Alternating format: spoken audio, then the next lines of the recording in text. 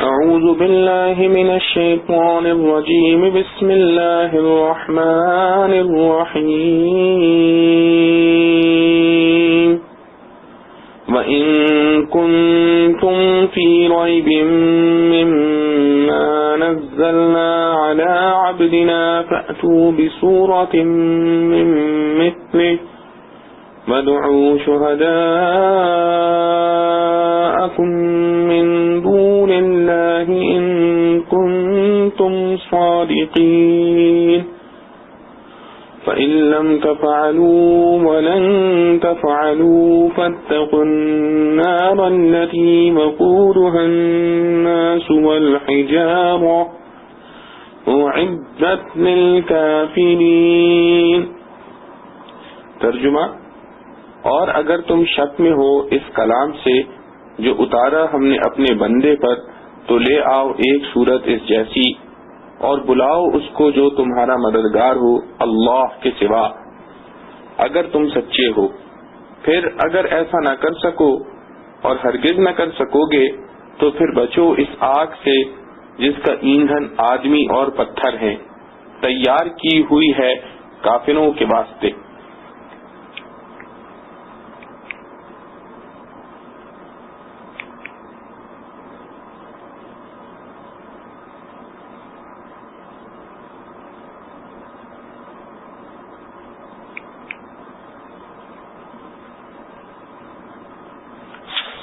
خلاصہ تفسیر: اگر تم لوگ کچھ خلجان میں ہو اس کتاب کی نسبت جو ہم نے نازل فرمائی ہے اپنے بندے خاص پر تو اچھا پھر تم بنا لاؤ ایک محدود ٹکڑا اس کا ہم پلہ ہو، کیونکہ تم بھی عربی زبان جانتے ہو اور اس کی نظم و نثر کے مشتاق ہو. پیغمبر صلی اللہ علیہ وسلم نے اس کی کوئی مشق بھی نہیں کی، اور جب اس کے باوجود تم قرآن کے ایک ٹکڑے کی بھی مثل نہ بنا سکو تو بشرط انصاف بے تعمل ثابت ہو جاوے گا کہ یہ معجزہ من جانب اللہ ہے اور آپ صلی اللہ علیہ وسلم اللہ کے پیغمبر ہیں. اور بلا لو اپنے حمایتیوں کو جو خدا سے الگ الگ تجویز کر رکھے ہیں اگر تم سچے ہو. پھر اگر تم یہ کام نہ کر سکو اور قیامت تک بھی نہ کر سکو گے تو پھر ذرا بچتے رہیو دوزخ سے جس کا ایندھن آدمی اور پتھر ہیں، تیار رکھی ہوئی ہے کافروں کے واسطے. معارف و مسائل، ربط آیات و خلاصہ مضمون. یہ سورہ بقرہ کی 30ویں اور 24ویں آیتیں ہیں. اس سے پہلی دو آیتوں میں توحید کا ثبوت تھا. ان دونوں آیتوں میں رسالت محمد صلی اللہ علیہ وسلم کا اثبات ہے علیہ الصلاۃ والسلام. وہ ہدایت جو قرآن لے کر آیا ہے اس کے دو امور ہیں، توحید اور رسالت. پہلی دو آیتوں میں اللہ تعالی کے چند مخصوص کام ذکر کر کے توحید ثابت کی گئی. ان دو آیتوں میں اللہ تعالی کا کلام پیش کر کے حضرت صلی اللہ علیہ وسلم کی رسالت ثابت فرمائی گئی ہے. اور طریق اثبات دونوں کا ایک ہی ہے کہ پہلی دو آیتوں میں چند ایسے کام مذکور تھے جو سوائے حق تعالی کے کوئی نہیں کر سکتا. مثلا زمین اور آسمان کا پیدا کرنا، آسمان سے پانی اتارنا، پانی سے پھل پھول پیدا کرنا. اور خلاصہ استدلال یہ تھا کہ جب یہ کام اللہ کے سوا کوئی دوسرا نہیں کر سکتا تو مستحق عبادت بھی اس کے سوا کوئی دوسرا نہیں ہو سکتا. اور ان دونوں آیتوں میں ایک ایسا کلام پیش کیا گیا ہے جو اللہ تعالی کے سوا کسی دوسرے کا نہیں ہو سکتا، اور نہ کوئی انسانی فرد یا جماعت اس کی مثال و نظیر لا سکتی ہے. جس طرح زمین و آسمان کی بناوٹ، پانی برسانے اور اس سے پھل پھول نکالنے سے انسانی طاقت کا عاجز ہونا اس کی دلیل تھی کہ یہ کام صرف اللہ تعالی ہی کے ہیں، اسی طرح کلام الہی کا مثل یا نظیر پیش کرنے سے پوری مخلوق کا عاجز رہنا اس کی دلیل ہے کہ یہ کلام اللہ تعالی ہی کا ہے، کسی مخلوق کا نہیں. اس آیت میں قرآن نے پوری دنیا کے انسانوں کو خطاب کر کے چیلنج دیا ہے کہ اگر تم اس کلام کو اللہ کا کلام نہیں بلکہ کسی انسان کا کلام سمجھتے ہو تو تم بھی انسان ہو، تمہیں بھی ایسا کلام پیش کرنے پر قدرت ہونا چاہیے. پورا کلام تو کیا، تم اس کلام کے ایک چھوٹے سے ٹکڑے کی نظیر و مثال بنا کر دکھا دو، اور اس پر تمہارے لیے یہ مزید آسانی دی جاتی ہے کہ تنہا کوئی آدمی نہ بنا سکے تو تمہیں اختیار ہے سارے جہاں سے اپنے حمایتی اور مددگار جمع کر لو اور ایک بین العالمی کانفرنس کر کے اس قرآن کی چھوٹی سی سورت کی مثال بنا لاؤ. پھر اسی پر بس نہیں کیا، دوسری آیت میں ان کو غیرت دلائی کہ تمہاری مجال نہیں کہ اس جیسی ایک سورت بنا سکو. پھر عذاب سے ڈرایا کہ تو جب تم اس کلام کی مثل بنانے سے اپنا عجز محسوس کرتے ہو، اور یہ صاف اس کی دلیل ہے کہ یہ انسان کا کلام نہیں بلکہ ایک ایسی ہستی کا کلام ہے جو تمام مخلوق سے مافوق اور بلند و بالا ہے، جس کی قدرت کاملہ سب پر حاوی ہے، تو پھر اس پر ایمان نہ لانا اپنے ہاتھوں جہنم میں اپنا ٹھکانہ کرنا ہے، اس سے بچو. حاصل یہ ہے کہ ان دونوں آیتوں میں قرآن کریم کو رسول کریم صلی اللہ علیہ وسلم کا اعلیٰ معجزہ بتلا کر آپ صلی اللہ علیہ وسلم کی رسالت اور سچائی کا ثبوت پیش کیا گیا ہے. رسول اللہ صلی اللہ علیہ وسلم کے معجزات تو ہزاروں ہیں اور بڑے بڑے حیرت انگیز ہیں، لیکن ان سب میں سے اس جگہ آپ صلی اللہ علیہ وسلم کے علمی معجزے یعنی قرآن کے ذکر پر اکتفا کر کے یہ بتلا دیا گیا کہ آپ صلی اللہ علیہ وسلم کا سب سے بڑا معجزہ قرآن ہے، اور اس معجزے کو انبیاء علیہ السلام کے عام معجزات میں بھی ایک خاص امتیاز یہ حاصل ہے کہ عام دستور یہ ہے کہ ہر نبی و رسول کے ساتھ اللہ تعالی اپنی قدرت کاملہ سے کچھ معجزات ظاہر فرماتے ہیں، مگر یہ معجزات ان رسولوں کے ہاتھوں ظاہر ہوتے ہیں، انہی کے ساتھ ختم ہو جاتے ہیں. مگر قرآن کریم ایک ایسا معجزہ ہے جو قیامت تک باقی رہنے والا ہے. وَإِن كُنتُمْ فِي رَيْبٍ، لفظ ریب کا ترجمہ اردو میں شک کا کیا جاتا ہے، مگر امام راغب اصفہانی رحمت اللہ علیہ نے فرمایا کہ در حقیقت ریب ایسے تردد اور وہم کو کہا جاتا ہے جس کی بنیاد کوئی نہ ہو، ذرا غور و تأمل کرنے سے رفع ہو جائے. اسی لیے قرآن کریم میں اہل علم سے ریب کی نفی کی گئی ہے اگرچہ وہ مسلمان نہ ہوں، جیسے ارشاد ہے وَلَا يَرْتَابَ الَّذِينَ أُوتُوا الْكِتَابَ وَالْمُؤْمِنُونَ. یہی وجہ ہے کہ شروع سورہ بقرہ میں قرآن کریم کے متعلق فرمایا لا ریب فیہ، کہ اس میں کسی ریب کی گنجائش نہیں، اور اس آیت میں فرمایا وَإِن كُنتُمْ فِي رَيْبٍ، یعنی اگر ہو تم کسی تردد میں، جس کا حاصل یہ ہے کہ اگرچہ قرآن کریم اپنے واضح اور معجزانہ دلائل کی بنا پر کسی شک و تردد کا محل نہیں ہے، لیکن اپنی ناواقفیت سے پھر بھی تمہیں کوئی تردد ہو تو سن لو. فَأْتُوا بِسُورَةٍ مِّن مِّثْلِهِ، لفظ سورہ کے معنی محدود قطعہ کے ہیں، اور سورت قرآن اس خاص حصہ قرآن کو کہا جاتا ہے جو بذریعہ وحی ممتاز اور علیحدہ کر دیا گیا ہو. پورے قرآن میں اس طرح 114 صورتیں چھوٹی بڑی ہیں، اور اس جگہ لفظ سورت بغیر الف لام کے لانے سے اس طرف اشارہ پایا گیا کہ چھوٹی سے چھوٹی صورت بھی اس حکم میں شامل ہے. معنی یہ ہے کہ اگر تمہیں اس قرآن کے کلام الہی ہونے میں کوئی تردد ہے اور یہ سمجھتے ہو کہ یہ نبی کریم صلی اللہ علیہ وسلم یا کسی دوسرے انسان نے خود بنا لیا ہے، تو اس کا فیصلہ بڑی آسانی سے اس طرح ہو سکتا ہے کہ تم بھی اس قرآن کی کسی چھوٹی سے چھوٹی صورت کی مثال بنا لاؤ. اگر تم اس کی مثال بنانے میں کامیاب ہو گئے تو بے شک تمہیں حق ہوگا کہ اس کو بھی کسی انسان کا کلام قرار دو، اور اگر تم عاجز ہو گئے تو سمجھ لو کہ یہ انسان کی طاقت سے بالا تر خالص اللہ جل شأنہ کا کلام ہے. یہاں کوئی کہہ سکتا تھا کہ ہمارا عاجز ہونا تو اس کی دلیل نہیں ہو سکتی کہ سبھی انسان عاجز ہیں، ہو سکتا ہے کہ کوئی دوسرا آدمی یا جماعت یہ کام کر لے، اس لیے ارشاد فرمایا وَادْعُوا شُهَدَاءَكُم مِّن دُونِ اللَّهِ. شہداء شاہد کی جمع ہے جس کے معنی حاضر کے آتے ہیں. گواہ کو بھی شاہد اس لیے کہا جاتا ہے کہ اس کا حاضر عدالت ہونا ضروری ہے. اس جگہ شہداء سے مراد یا تو عام حاضرین ہے کہ سارے جہاں میں جس سے تم اس کام میں مدد لینا چاہو لے سکتے ہو،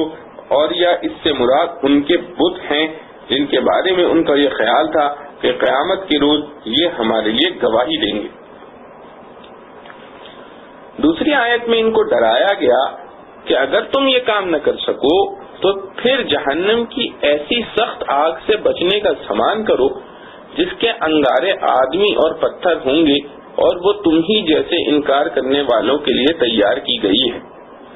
اور اسی جملے کے بیچ میں جو واقعہ ہونے والا تھا اس کی خبر بھی دے دی وَلَن تَفْعَلُوا، یعنی خواہ تم کتنا ہی انفرادی اور اجتماعی زور لگاؤ تمہاری مجال نہیں کہ اس کی مثال بنا سکو. اس پر غور کیا جائے کہ جو قوم اسلام اور قرآن کی مخالفت اور اس کو گرانے مٹانے کے لیے اپنی جان، مال، آبرو، اولاد سب کچھ قربان کرنے کے لیے تلی ہوئی تھی،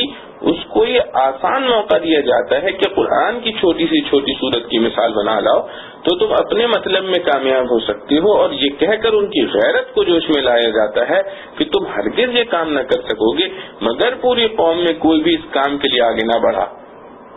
اس سے بڑھ کر کون سا اعتراف اپنے عجز کا اور قرآن کریم کے کلام اللہ ہونے کا ہو سکتا ہے، جس سے معلوم ہوا کہ قرآن کریم نبی کریم صلی اللہ علیہ وسلم کا ایسا کھلا ہوا معجزہ ہے جس نے تمام سرکشوں کی گردنیں جھکا دی. قرآن ایک زندہ اور قیامت تک باقی رہنے والا معجزہ ہے. تمام انبیاء علیہ السلام کے معجزات صرف ان کی حیات تک کے لیے معجزہ ہوتے، لیکن قرآن کا معجزہ بعد وفات رسول کریم صلی اللہ علیہ وسلم بھی اسی طرح معجزے کی حیثیت میں باقی ہے. آج بھی ایک ادنا مسلمان ساری دنیا کے اہل علم و دانش کو للکار کر دعویٰ کر سکتا ہے کہ اس کی مثال نہ کوئی پہلے لا سکا نہ آج لا سکتا ہے، اور جس کو ہمت ہو پیش کر کے دکھلائے. شیخ جلال الدین سیوطی رحمت اللہ علیہ مفسر جلالین نے اپنی کتاب خصائص کبریٰ میں رسول اللہ صلی اللہ علیہ وسلم کے 2 معجزوں کے متعلق بحوالہ حدیث لکھا ہے کہ قیامت تک باقی ہیں. ایک قرآن کا معجزہ، دوسرے یہ کہ رسول کریم صلی اللہ علیہ وسلم سے حضرت ابو سعید خدری رضی اللہ عنہ نے دریافت کیا کہ یا رسول اللہ صلی اللہ علیہ وسلم، ایام حج میں تینوں جمرات پر لاکھوں آدمی 3 روز تک مسلسل کنکریاں پھینکتے ہیں، پھر کوئی ان کنکریوں کے ڈھیر کو یہاں سے اٹھاتا بھی نظر نہیں آتا، اور ایک مرتبہ پھینکی ہوئی کنکر کو دوبارہ استعمال کرنا بھی ممنوع ہے. اس لیے ہر حاجی اپنے لیے مزدلفہ سے کنکریاں لے کر آتا ہے. اس کا مقتضا تو یہ تھا کہ جمرات کے گرد ایک ہی سال میں ڈیرا لگ جاتا جس میں جمرات چھپ جاتے اور چند سال میں تو پہاڑ ہو جاتا.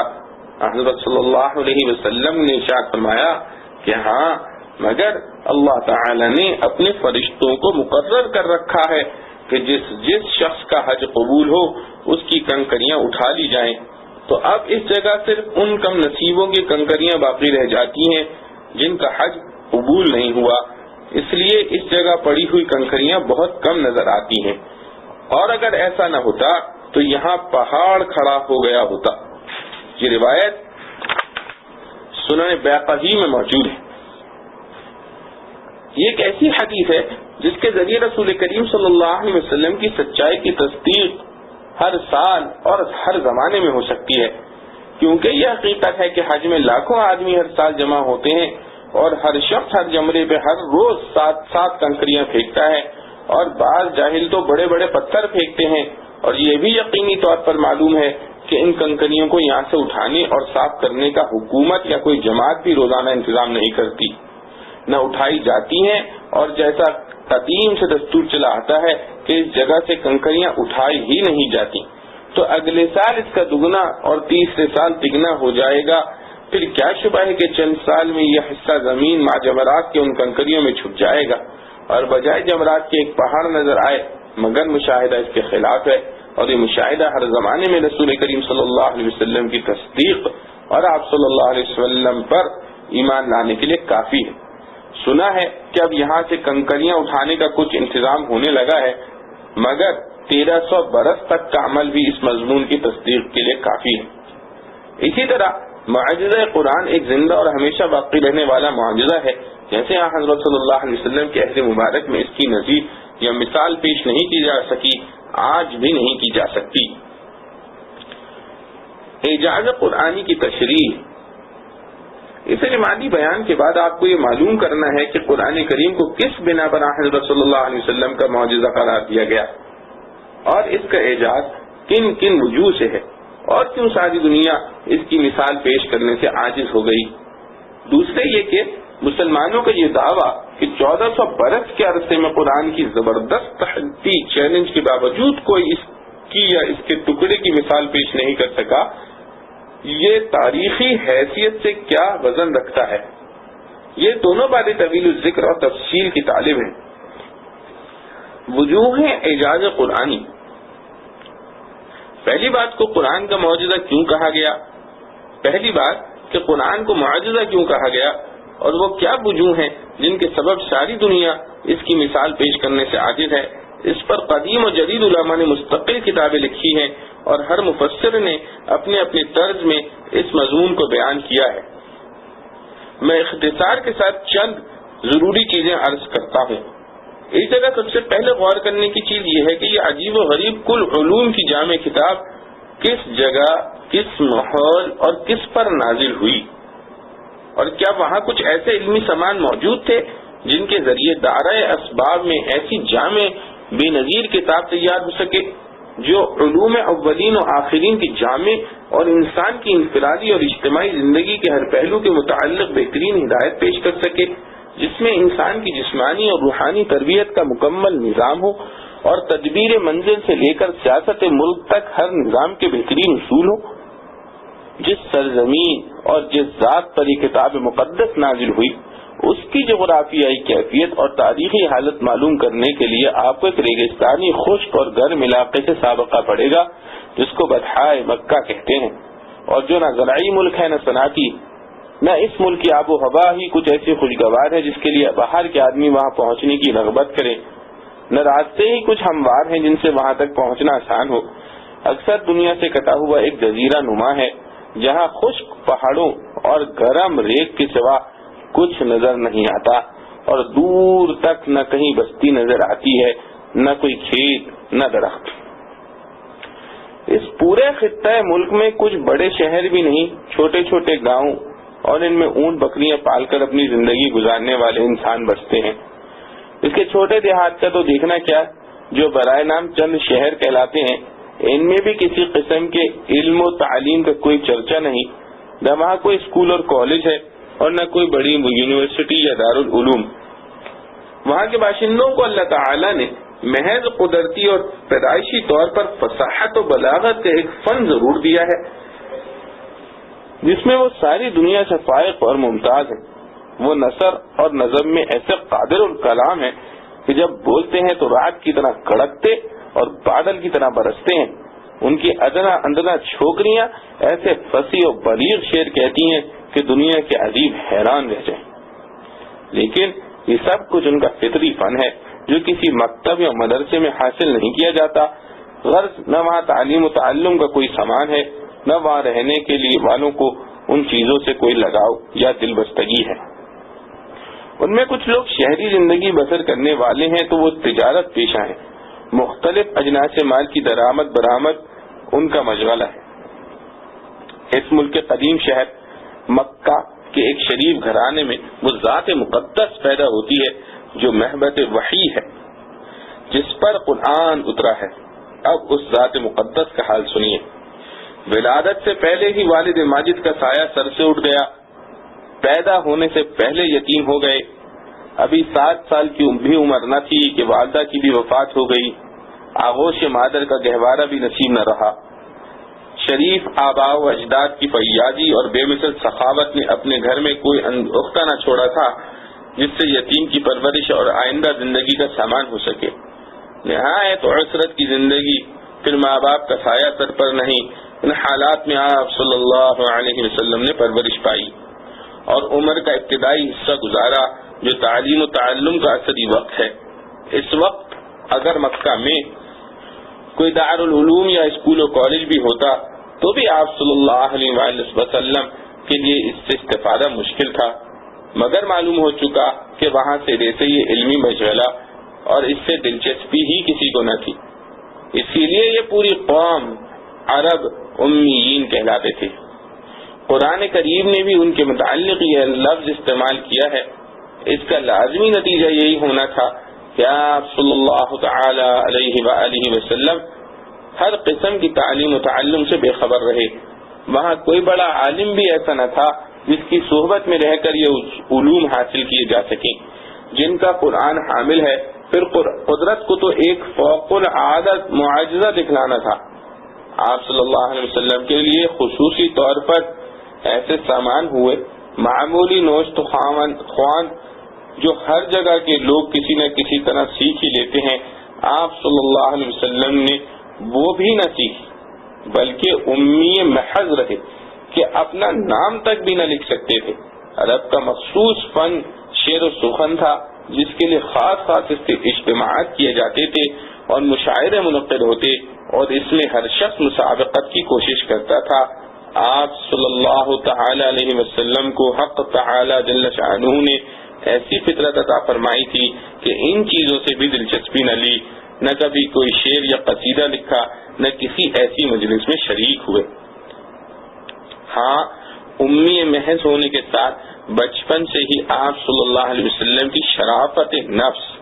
اخلاق فاضلہ، فہم و فراست کے غیر معمولی آثار، دیانت و امانت کے اعلیٰ ترین شاہکار آپ صلی اللہ علیہ وسلم کی ذات مقدس میں ہر وقت مشاہدہ کیے جاتے تھے، جس کا نتیجہ یہ تھا کہ عرب کے بڑے بڑے معزز، جس کا نتیجہ یہ تھا کہ عرب کے بڑے بڑے مغرور و متکبر سردار آپ صلی اللہ علیہ وسلم کی تعظیم کرتے تھے اور سارے مکہ میں آپ صلی اللہ علیہ وسلم کو امین کے لقب سے پکارا جاتا تھا۔ یہ امی محض 40 سال تک مکہ میں اپنی برادری کے سامنے رہتے ہیں، کسی دوسرے ملک کا سفر بھی نہیں کرتے جس سے یہ خیال پیدا ہو سکے کہ وہاں جا کر علوم حاصل کیے ہوں گے۔ صرف ملک کے شام کے 2 تجارتی سفر ہوئے، وہ بھی گنے چنے دن کے لیے، جس میں اس کا کوئی امکان نہیں۔ اس امی محض ذات مقدس کی زندگی کے 40 سال مکہ میں اپنی برادری میں اس طرح گزرے کہ نہ کبھی کسی کتاب یا قلم کو ہاتھ لگایا، نہ کسی مکتب میں گئے، نہ کسی مجلس میں کوئی نظم و قصیدہ ہی پڑھا۔ ٹھیک 40 سال کے بعد ان کی زبان مبارک پر وہ کلام آنے لگا جس کا نام قرآن ہے، جو اپنی لفظی فصاحت و بلاغت کے لحاظ سے اور معنوی علوم و فنون کے لحاظ سے محیر العقول کلام ہے۔ اگر صرف اتنا ہی ہوتا تو بھی اس کے معجزہ ہونے میں کسی انصاف پسند کو کیا شبہ رہ سکتا ہے، مگر یہاں یہی نہیں بلکہ اس نے ساری دنیا کو تحدی کی، چیلنج دیا کہ کسی کو اس کے کلام الہی ہونے میں شبہ ہو تو اس کا مثل بنا لائے۔ اب ایک طرف قرآن کی یہ تحدی اور چیلنج اور دوسری طرف ساری دنیا کی مخالف طاقتیں جو اسلام اور پیغمبر اسلام صلی اللہ علیہ وسلم کو شکست دینے کے لیے اپنی مال، جان، اولاد، آبرو سب گنوانے کو تیار ہیں، مگر اتنا کام کرنے کے لیے کوئی جرت نہیں کرتا کہ قرآن کی ایک چھوٹی سی سورت کی مثال بنا لائے۔ فرض کر لیجئے کہ یہ کتاب بے مثال و بے نظیر بھی نہ ہوتی، جب بھی ایک امی محض کی زبان سے اس کا ظہور اعجاز قرآن اور وجوہ اعجاز کی تفصیل میں جائے بغیر بھی قرآن کریم کے معجزہ ہونے کے لیے کم نہیں، جس کو ہر عالم و جاہل سمجھ سکتا ہے۔ اعجاز قرآن کی دوسری وجہ، اب اعجاز قرآن کی وہ دوسری وجہ دیکھیے۔ یہ آپ کو معلوم ہے کہ قرآن اور اس کے احکام ساری دنیا کے لیے آئے، لیکن اس کے بلا واسطہ اور پہلے مخاطب عرب تھے، جن کو اور کوئی علم و فن آتا تھا یا نہیں، مگر فصاحت و بلاغت ان کا فطری ہنر اور پیدائشی وصف تھا۔ جس میں وہ اقوام دنیا سے ممتاز سمجھے جاتے تھے۔ قرآن ان کو مخاطب کر کے چیلنج کرتا ہے کہ اگر تمہیں میرے کلام الہی ہونے میں کوئی شبہ ہے تو تم میری ایک صورت کی مثال بنا کر دکھلا دو۔ اگر قرآن کی یہ تحدی چیلنج صرف اپنے حسن معنوی یا یعنی حکیمانہ اصول اور علمی معارف و اسرار ہی کی حد تک ہوتی تو قوم امیین کے لیے اس کی نظیر پیش کرنے سے عذر معقول ہوتا، لیکن قرآن نے صرف حسن معنوی ہی کے متعلق تحدی نہیں کی بلکہ لفظی فصاحت و بلاغت کے اعتبار سے بھی پوری دنیا کو چیلنج دیا ہے۔ اس چیلنج کو قبول کرنے کے لیے اقوام عالم میں سب سے زیادہ مستحق عرب ہی تھے۔ اگر فی الوقت یہ کلام قدرت بشر سے باہر کسی مافوق قدرت کا کلام نہیں تھا تو بلغاء عرب کے لیے کیا مشکل تھا کہ ایک امی شخص کے کلام کی مثال بلکہ اس سے بہتر کلام فوراً پیش کر دیتے، اور ایک دو آدمی یہ کام نہ کر سکتے تو قرآن نے ان کو یہ سہولت بھی دی تھی کہ ساری قوم مل کر بنا لائے۔ مگر قرآن کے اس بلند بانگ دعوے اور پھر طرح طرح سے غیرت دلانے پر بھی عرب کی غیور قوم پوری کی پوری خاموش ہے، چند سترے بھی مقابلے پر نہیں پیش کر سکتی۔ عرب کے سرداروں نے قرآن اور اسلام کے مٹانے اور پیغمبر اسلام صلی اللہ علیہ وآلہ وسلم کو مغلوب کرنے میں جس طرح اپنی ایڑی چوٹی کا زور لگایا وہ کسی لکھے پڑھے آدمی سے مخفی نہیں۔ شروع میں حضرت صلی اللہ علیہ وسلم اور آپ صلی اللہ علیہ وسلم کے گنے چنے رفقا کو طرح طرح کی ایذائیں دے کر چاہا کہ وہ کلمہ اسلام کو چھوڑ دیں، مگر جب دیکھا کہ یہاں وہ نشہ نہیں جسے ترشی اتار دے تو خوش آمد کا پہلو اختیار کیا۔ عرب کا سردار عتبہ ابن ربیعہ قوم کا نمائندہ بن کر آپ صلی اللہ علیہ وسلم کے پاس حاضر ہوا اور عرب کی پوری دولت و حکومت اور بہترین حسن و جمال کی لڑکیوں کی پیشکش اس کام کے لیے کی کہ آپ صلی اللہ علیہ وسلم اسلام کی تبلیغ چھوڑ دیں۔ آپ صلی اللہ علیہ وسلم نے اس کے جواب میں قرآن کی چند آیتیں سنا دینے پر اکتفا فرمایا۔ جب یہ تدبیر بھی کارگر نہ ہوئی تو جنگ و مقابلے کے لیے تیار ہو کر قبل از ہجرت اور بعد از ہجرت جو قریش عرب نے حضرت صلی اللہ علیہ وسلم اور مسلمانوں کے مقابلے میں سر دھڑ کی بازی لگائی، جان، مال، اولاد، آبرو سب کچھ اس مقابلے میں خرچ کرنے کے لیے تیار ہوئے۔ یہ سب کچھ کیا مگر یہ کسی نے سے نہ ہو سکا کہ قرآن کے چیلنج کو قبول کرتا اور چند سترے مقابلے پر پیش کر دیتا۔ کیا ان حالات میں سارے عرب کا اس کے مقابلے سے سکوت اور عجز اس کی کھلی ہوئی شہادت نہیں کہ یہ انسان کا کلام نہیں بلکہ اللہ تعالی کا کلام ہے، جس کے کام یا کلام کی نظیر انسان کیا ساری مخلوق کی قدرت سے باہر ہے۔ پھر صرف اتنا ہی نہیں کہ عرب نے اس کے مقابلے سے سکوت کیا بلکہ اپنی خاص مجلسوں میں سب نے اس کے بے مثل ہونے کا اعتراف کیا، اور جو ان میں سے منصف مزاج تھے انہوں نے اس اعتراف کا اظہار بھی کیا۔ پھر ان میں سے کچھ لوگ مسلمان ہو گئے اور کچھ اپنی آبائی رسوم کی پابندی یا بنی عبد مناف کی ضد کی وجہ سے اسلام قبول کرنے سے باوجود اعتراف کے محروم رہے۔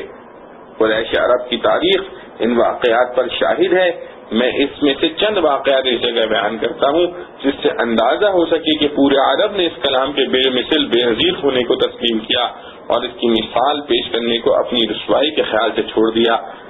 جب رسول اللہ صلی اللہ تعالی علیہ وسلم اور قرآن کا چرچا مکہ سے باہر حجاز کے دوسرے مقامات میں ہونے لگا اور حج کا موسم آیا تو قریش مکہ کو اس کی فکر ہوئی کہ اب اطراف عرب سے حجاج آئیں گے اور رسول کریم صلی اللہ علیہ وسلم کا یہ کلام سنیں گے تو فریفتہ ہو جائیں گے اور غالب خیال یہ ہے کہ مسلمان ہو جائیں گے۔ اس کے انسداد کی تدبیر سوچنے کے لیے قریش نے ایک اجلاس منعقد کیا۔ اس اجلاس میں عرب کے بڑے بڑے سردار موجود تھے، ان میں ولید بن مغیرہ عمر میں سب سے بڑے اور عقل میں ممتاز سمجھے جاتے تھے۔ سب نے ولید بن مغیرہ کو یہ مشکل پیش کی کہ اب اطراف ملک سے لوگ آئیں گے اور ہم سے محمد مصطفیٰ صلی اللہ علیہ وسلم کے متعلق پوچھیں گے تو ہم کیا کہیں؟ ہمیں آپ کوئی ایسی بات بتلائیے کہ ہم سب وہی بات کہہ لیں، ایسا نہ ہو کہ خود ہمارے بیانات میں اختلاف ہو جائے۔ ولید بن مغیرہ نے کہا تم ہی کہو کیا کہنا چاہیے۔ لوگوں نے کہا کہ ہمارے خیال میں ہم سب یہ کہیں کہ محمد صلی اللہ علیہ وسلم معاذ اللہ مجنون ہے، ان کا کلام مجنونانہ بڑھ ہے۔ ولید بن مغیرہ نے کہا کہ تم ایسا ہرگز نہ کہنا، کیونکہ یہ لوگ جب ان کے پاس جائیں گے اور ان سے ملاقات و گفتگو کریں گے اور ان کو ایک فصیح و بلیغ عاقل انسان پائیں گے تو انہیں یقین ہو جائے گا کہ تم نے جھوٹ بولا ہے۔ پھر کچھ لوگوں نے کہا کہ اچھا اب ان کو یہ کہیں کہ وہ ایک شاعر ہیں۔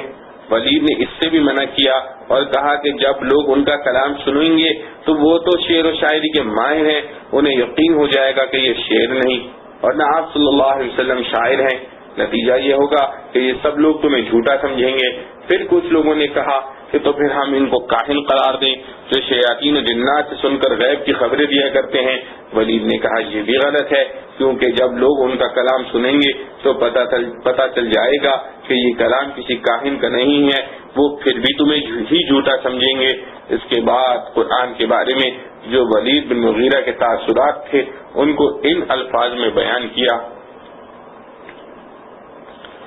خدا کی قسم تم میں کوئی آدمی شعر و شاعری اور اشعار عرب سے میرے برابر واقف نہیں۔ خدا کی قسم اس کلام میں خاص حلاوت ہے اور ایک خاص رونق ہے جو میں کسی شاعر یا فصیح و بلیغ کے کلام میں نہیں پاتا۔ پھر ان کی قوم نے دریافت کیا کہ آپ ہی بتلائیے پھر ہم کیا کریں اور ان کے بارے میں لوگوں سے کیا کہیں۔ ولید نے کہا میں غور کرنے کے بعد کچھ جواب دوں گا۔ پھر بھی بہت سوچنے کے بعد کہا کہ اگر کچھ کہنا ہی ہے تو تم ان کو ساحر کہو، کہ اپنے جادو سے باپ بیٹے اور میاں بیوی میں تفرقہ ڈال دیتے ہیں۔ قوم اس پر مطمئن اور متفق ہو گئی اور سب سے یہی کہنا شروع کیا، مگر خدا کا چراغ کہیں پھوکوں سے بجھنے والا تھا۔ اطراف عرب کے لوگ آئے، قرآن سنا اور بہت سے مسلمان ہو گئے اور اطراف عرب میں اسلام پھیل گیا۔ اسی طرح ایک قریشی سردار نضر بن حارث نے ایک مرتبہ اپنی قوم کو خطاب کر کے کہا، اے قوم قریش، آج تم ایک مصیبت میں گرفتار ہو کہ اس سے پہلے کبھی ایسی مصیبت سے سابقہ نہیں پڑا تھا کہ محمد صلی اللہ علیہ وسلم تمہاری قوم کے ایک نوجوان تھے اور تم سب ان کے عادات و اخلاق کی گرویدہ اور اپنی قوم میں ان کو سب سے زیادہ سچا اور سب سے زیادہ امانت دار جانتے اور کہتے تھے، اور جب کہ ان صلی اللہ علیہ وسلم کے سر میں سفید بال آنے لگے اور انہوں نے ایک بے مثل کلام اللہ کی طرف سے پیش کیا تو تم ان کو جادوگر کہنے لگے۔ خدا کی قسم وہ جادوگر نہیں، ہم نے جادوگروں کو دیکھا اور برتا ہے، ان کے کلام سنے ہیں اور طریقوں کو سمجھا ہے، وہ بالکل اس سے مختلف ہیں۔ اور کبھی تم ان کو کاہن کہنے لگے، خدا کی قسم وہ کاہن بھی نہیں، ہم نے بہت کاہنوں کو دیکھا اور ان کے کلام سنے ہیں، ان کو ان کے کلام سے کوئی مناسبت نہیں۔ اور کبھی تم ان کو شاعر کہنے لگے، خدا کی قسم وہ شاعر بھی نہیں، ہم نے خود شعر شاعری کے تمام فنون کو سیکھا سمجھا ہے اور بڑے بڑے شعراء کے کلام ہمیں یاد ہیں، ان کے کلام سے اس کو کوئی مناسبت نہیں۔ پھر کبھی تم ان کو مجنون بتاتے ہو، خدا کی قسم وہ مجنون بھی نہیں، ہم نے بہت سے مجنونوں کو دیکھا بالا، ان کی بکواس سنی ہے، ان کے مختلف کلام سنے ہیں، یہاں یہ کچھ نہیں۔ اے میری قوم، تم انصاف کے ساتھ ان کے معاملے میں غور کرو، یہ سرسری ٹلا دینے کی چیز نہیں۔ حضرت ابو ذر صحابی رضی اللہ عنہ فرماتے ہیں کہ میرا بھائی انیس ایک مرتبہ مکہ معظمہ گیا، اس نے واپس آ کر مجھے بتلایا کہ مکہ میں ایک شخص ہے جو یہ کہتا ہے کہ وہ اللہ کا رسول ہے۔ میں نے پوچھا کہ وہاں کے لوگ اس کے بارے میں کیا رائے رکھتے ہیں؟ بھائی نے کہا کہ کوئی ان کو شاعر کہتا ہے، کوئی کاہن بتلاتا ہے، کوئی جادوگر کہتا ہے۔ میرا بھائی انیس خود بڑا شاعر اور کہانت وغیرہ سے واقف آدمی تھا، اس نے مجھ سے کہا کہ جہاں تک میں نے غور کیا لوگوں کی یہ سب باتیں غلط ہیں، ان کا کلام نہ شعر ہے، نہ کہانت ہے، نہ مجنونانہ کلمات ہیں، بلکہ مجھے وہ کلام صادق نظر آتا ہے۔ ابو ذر رضی اللہ عنہ فرماتے ہیں کہ بھائی سے یہ کلمات سن کر میں نے مکہ کا سفر کیا اور مسجد حرام میں آ کر پڑھ گیا 30 روز میں نے اس طرح گزارے کہ سوائے زمزم کے پانی کے میرے پیٹ میں کچھ نہیں گیا. اس تمام عرصے میں نہ مجھے بھوک کی تکلیف معلوم ہوئی نہ کوئی ذوق محسوس کیا. واپس گئے تو لوگوں سے کہا کہ میں نے روم اور فارس کے فصحاء و بلغاء کے کلام بہت سنے ہیں اور کاہنوں کے کلمات اور حمیر کے مقالات بہت سنے ہیں. محمد صلی اللہ تعالی علیہ وسلم کے کلام کی مثال میں نے آج تک کہیں نہیں سنی. تم سب میری بات مانو اور آپ صلی اللہ علیہ وسلم کا اتباع کرو. چنانچہ فتح مکہ کے سال میں ان کی پوری قوم کے تقریباً 1000 آدمی مکہ پہنچ کر مسلمان ہو گئے. اسلام اور حضرت صلی اللہ علیہ وسلم کے سب سے بڑے دشمن ابو جہل اور اخنس بن شریق وغیرہ بھی لوگوں سے چھپ کر قرآن سنا کرتے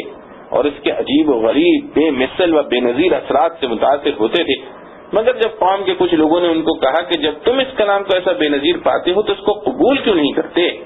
تو ابو جہل کا جواب یہ تھا کہ تمہیں معلوم ہے کہ بنی عبد مناف میں اور ہمارے قبیلے میں ہمیشہ سے رقابت اور معاصرانہ مقابلہ چلتا رہتا ہے.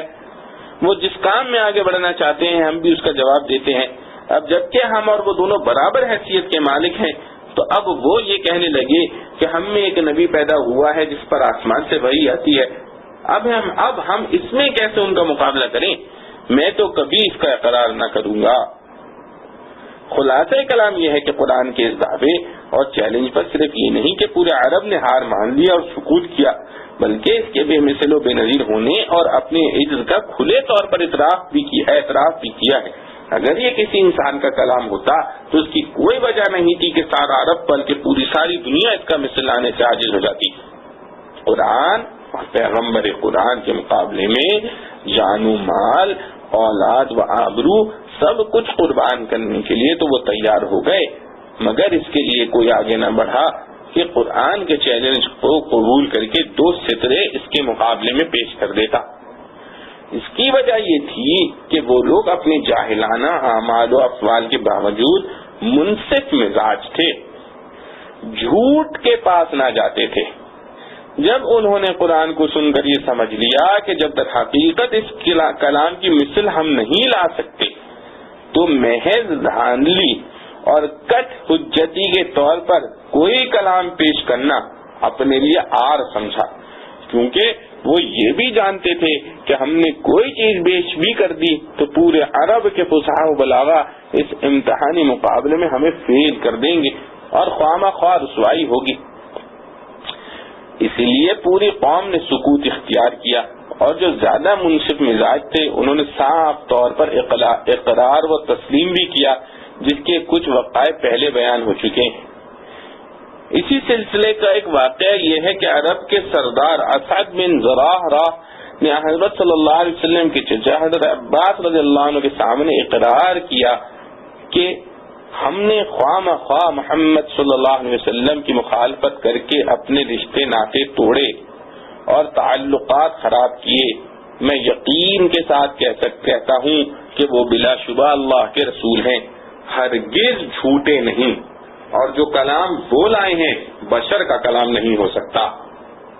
قبیلہ بنی سلیم کا ایک شخص مسمى قیس بن نصیبہ رسول اللہ صلی اللہ علیہ وسلم کی خدمت میں حاضر ہوا. آپ صلی اللہ علیہ وسلم سے قرآن سنا اور چند سوالات کیے جن کا جواب حضرت صلی اللہ علیہ وسلم نے عطا فرمایا تو یہ اسی وقت مسلمان ہو گئے، اور پھر اپنی قوم میں واپس گئے تو لوگوں سے کہا میں نے روم و فارس کے فصحاء و بلغاء کے کلام سنے ہیں، بہت سے کاہنوں کے کلمات سننے کا تجربہ ہوا ہے،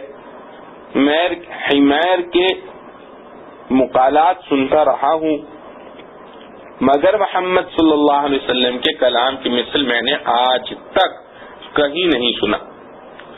تم سب میری بات مانو اور ان کا اتباع کرو. انہی کی تحریر و تلقین پر ان کی قوم کے 1000 آدمی فتح مکہ کے موقع پر حضرت صلی اللہ علیہ وسلم کی خدمت میں حاضر ہو کر مشرف با اسلام ہوئے.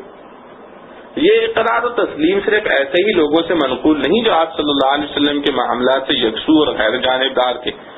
بلکہ وہ لوگ جو ہر وقت ہر طرح رسول اللہ صلی اللہ علیہ وسلم کی مخالفت میں لگے ہوئے تھے،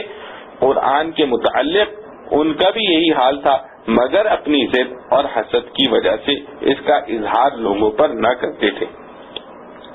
علامہ سیوطی رحمۃ اللہ علیہ نے خصائص کبریٰ میں بحوالہ بیقہی نقل کیا ہے کہ ایک مرتبہ ابو جہل اور ابو سفیان اور اخنس بن شریح رات کو اپنے اپنے گھروں سے اس لیے نکلے کہ چھپ کر رسول اللہ صلی اللہ علیہ وسلم سے قرآن سنے۔ ان میں سے ہر ایک علیحدہ علیحدہ نکلا، ایک کی دوسرے کو خبر نہ کی، اور علیحدہ علیحدہ گوشوں میں چھپ کر قرآن سننے لگے، تو اس میں ایسے محب ہوئے کہ ساری رات گزر گئی۔ جب صبح ہو گئی تو سب واپس ہوئے، اتفاقاً راستے میں مل گئے، اور ہر ایک نے دوسرے کا قصہ سنا، تو سب آپس میں ایک دوسرے کو ملامت کرنے لگے کہ تم نے یہ بری حرکت کی، اور کسی نے یہ بھی کہا کہ آئندہ کوئی ایسا نہ کرے، کیونکہ عرب کے عوام کو اس کی خبر ہو گئی تو وہ سب مسلمان ہو جائیں گے۔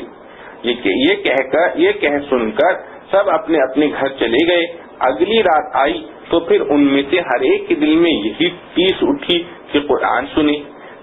اور پھر اسی طرح چھپ چھپ کر ہر ایک نے قرآن سنا، یہاں تک کہ رات گزر گئی، اور صبح ہوتے ہی یہ لوگ واپس ہوئے تو پھر آپس میں ایک دوسرے کو ملامت کرنے لگے، اور اس کے ترک پر سب نے اتفاق کیا۔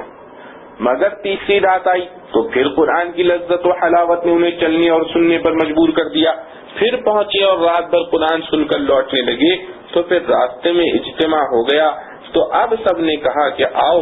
آپس میں معاہدہ کر لیں کہ آئندہ ہم ہرگز ایسا نہ کریں گے۔ چنانچہ اس معاہدے کی تکمیل کی گئی، اور سب اپنے اپنے گھروں کو چلے گئے۔ صبح کو اخنس بن شریح نے اپنی لاٹھی اٹھا لی اور پہلے ابو سفیان کے پاس پہنچا کہ بتلاؤ اس کلام کے بارے میں تمہاری کیا رائے ہے۔ اس نے دبے دبے لفظوں میں قرآن کی حقانیت کا اعتراف کیا، تو اخنس نے کہا بخدا میری بھی یہی رائے ہے۔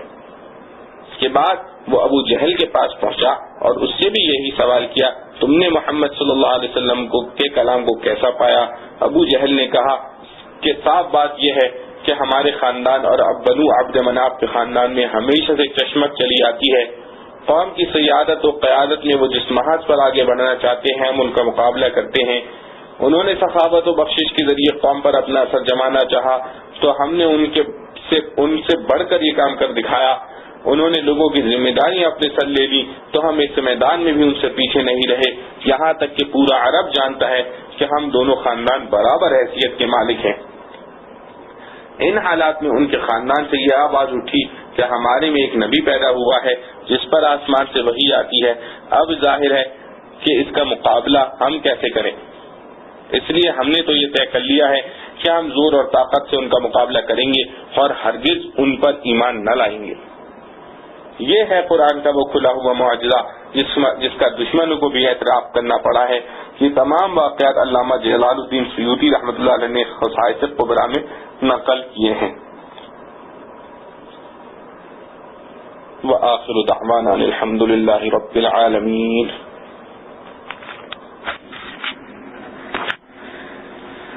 تیسری وجہ اعجاز قرآنی کی یہ ہے کہ اس میں غیب کی اور آئندہ پیش آنے والے واقعات کی بہت سی خبریں ہیں جو قرآن نے دی، اور ہو بہو اسی طرح واقعات پیش آئے جس طرح قرآن نے خبر دی تھی۔ مثلا قرآن نے خبر دی کہ روم و فارس کے مقابلے میں ابتداءً اہل فارس غالب آئیں گے اور رومی مغلوب ہوں گے، لیکن ساتھ ہی یہ خبر دی کہ 10 سال گزرنے نہ پائیں گے کہ پھر رومی اہل فارس پر غالب آ جائیں گے۔ مکہ کے سرداروں نے قرآن کی اس خبر پر حضرت صدیق اکبر رضی اللہ عنہ سے ہار جیت کی شرط کر لی، اور پھر ٹھیک قرآن کی خبر کے مطابق رومی غالب آ گئے تو سب کو اپنی ہار ماننا پڑی، اور ہارنے والے پر جو مال دینے کی شرط کی تھی وہ مال ان کو دینا پڑا۔ رسول کریم صلی اللہ علیہ وسلم نے اس مال کو قبول نہیں فرمایا کہ کیونکہ وہ ایک قسم کا جوا تھا۔ اسی طرح اور بہت سے واقعات اور خبریں ہیں جو امور غیبیہ کے متعلق قرآن میں دی گئیں اور ان کی سچائی بالکل روز روشن کی طرح واضح ہو گئی۔ چوتھی وجہ اعجاز قرآنی کی یہ ہے کہ اس میں پچھلی امتوں اور ان کی شرائع اور تاریخی حالات کا ایسا صاف تذکرہ ہے کہ اس زمانے کے بڑے بڑے علماء یہود و نصارہ جو پچھلی کتابوں کے ماہر سمجھے جاتے تھے ان کو بھی اتنی معلومات نہ تھی۔ اور رسول اللہ صلی اللہ علیہ وسلم نے کبھی نہ کسی مکتب میں قدم رکھا، نہ کسی عالم کی صحبت اٹھائی، نہ کسی کتاب کو ہاتھ لگایا. پھر یہ ابتدائی دنیا سے آپ صلی اللہ علیہ وسلم کے زمانے تک تمام اقوام عالم کے تاریخی حالات اور نہایت صحیح اور سچے سوانح اور ان کی شریعتوں کی تفصیلات کا بیان ظاہر ہے کہ بجز اس کے نہیں ہو سکتا کہ یہ کلام اللہ تعالی ہی کا ہو اور اللہ تعالی ہی نے آپ کو یہ خبریں دی ہوں. پانچویں وجہ یہ ہے کہ اس کی متعدد آیات میں لوگوں کے دل کی چھپی ہوئی باتوں کی اطلاع دی گئی اور پھر ان کے اقرار سے ثابت ہو گیا کہ وہ بات صحیح اور سچی تھی. یہ کام بھی عالم الغیب و شہادہ ہی کر سکتا ہے، کسی بشر سے عادتاً ممکن نہیں. مثلا ارشاد قرآنی ہے اذ ہمت طائفتان منکم ان تفشلا، جب تمہاری دو جماعتوں نے دل میں ارادہ کیا کہ پسپا ہو جائیں. اور یہ ارشاد ہے کہ یقولون فی انفسہم لولا یعذبنا اللہ بما نقول، ترجمہ وہ لوگ اپنے دلوں میں کہتے ہیں کہ ہمارے انکار کی وجہ سے اللہ تعالی ہمیں عذاب کیوں نہیں دیتا. یہ سب باتیں ایسی ہیں کہ جن کو انہوں نے کسی سے ظاہر نہیں کیا، قرآن کریم ہی نے ان کا انکشاف کیا ہے. چھٹی وجہ اعجاز قرآنی کی وہ آیات ہیں جن میں قرآن نے کسی قوم یا فرد کے متعلق یہ پیشن گوئی کی کہ وہ فلاں کام نہ کر سکیں گے اور پھر وہ لوگ باوجود ظاہری قدرت کے اس کام کو نہ کر سکے. جیسے یہود کے متعلق قرآن نے اعلان کیا کہ اگر وہ فی الواقع اپنے آپ کو اللہ کے دوست اور ولی سمجھتے ہیں تو انہیں اللہ کے پاس جانے سے محبت ہونا چاہیے، وہ ذرا موت کی تمنا کر کے دکھائیں. اور پھر ارشاد فرمایا وَلَن يَتَمَنَّوْهُ أَبَدًا، وہ ہرگز موت کی تمنا نہ کر سکیں گے.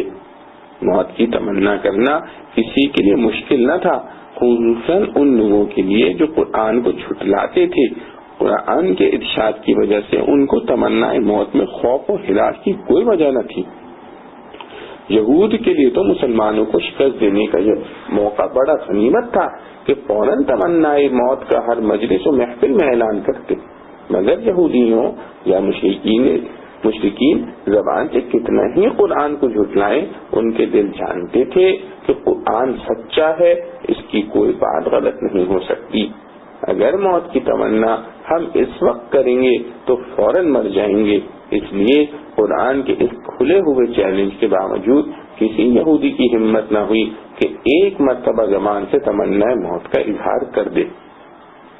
ساتویں وجہ وہ خاص کیفیت ہے جو قرآن کے سننے سے ہر خاص و عام اور مومن و کافر پر طاری ہوتی ہے. جیسے حضرت جبیر بن مطعم رضی اللہ تعالی عنہ کو اسلام لانے سے پہلے پیش آیا کہ اتفاقاً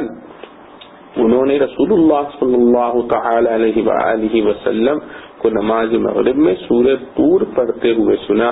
جب آپ صلی اللہ تعالی علیہ وآلہ وسلم آخری آیات پر پہنچے تو جبیر رضی اللہ عنہ کہتے ہیں کہ میرا دل گویا اڑنے لگا،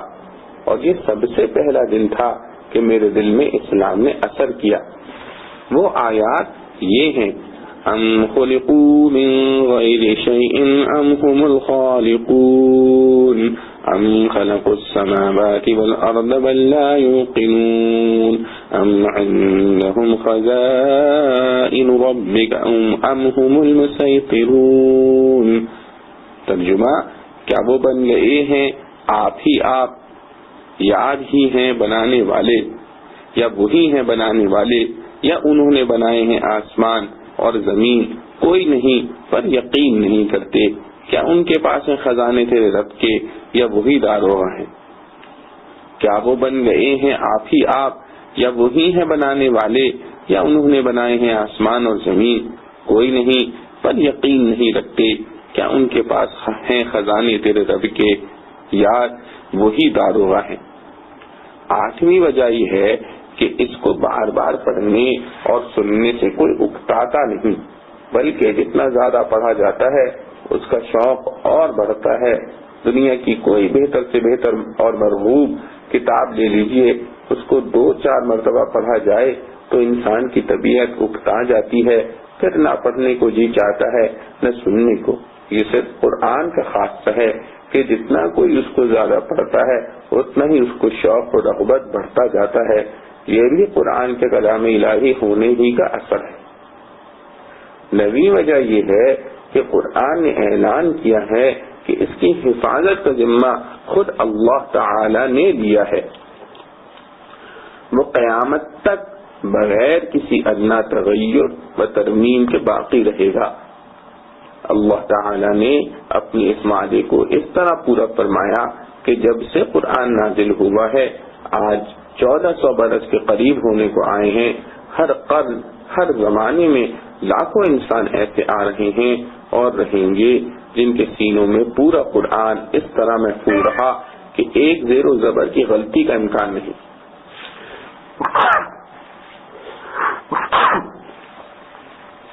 ہر زمانے میں مرد،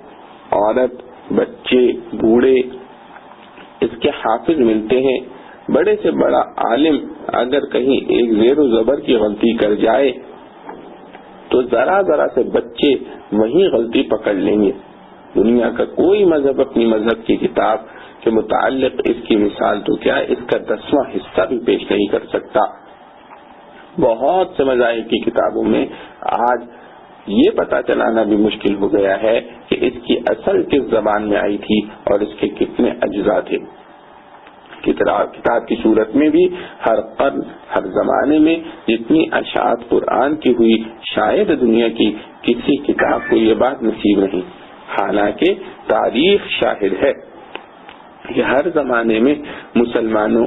کی تعداد دنیا میں بنسبت منکرین اور کافروں کے بہت کم رہی، اور ذرائع نشر و اشاعت بھی جتنے غیر مسلموں کو حاصل رہے ہیں، مسلمانوں کو اس کا کوئی معتبر حصہ نصیب نہ تھا۔ مگر ان باتوں کے باوجود کسی قوم کسی مذہب کی کوئی کتاب دنیا میں اتنی شائع نہیں ہوئی جتنا قرآن شائع ہوا۔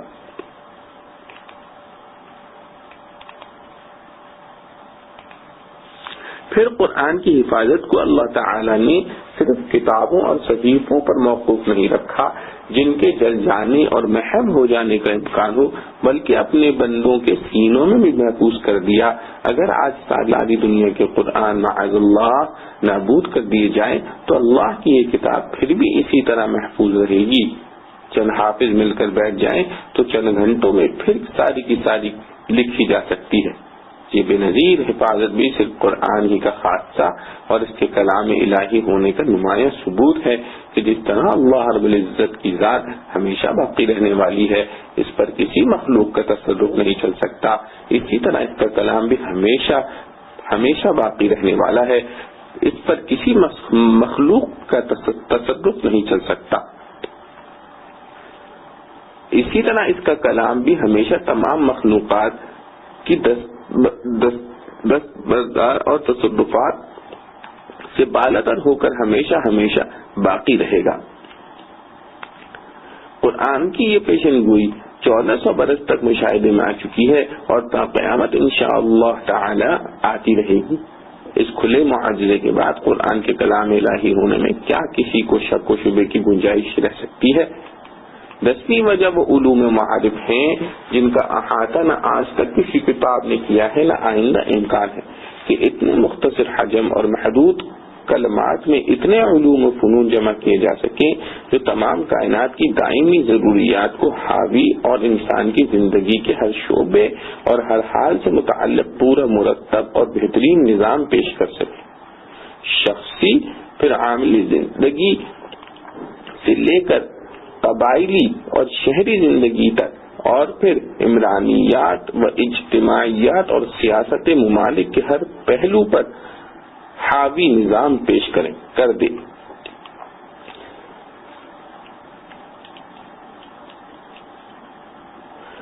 پھر صرف نظری اور علمی طور پر نظام پیش کرنا ہی نہیں،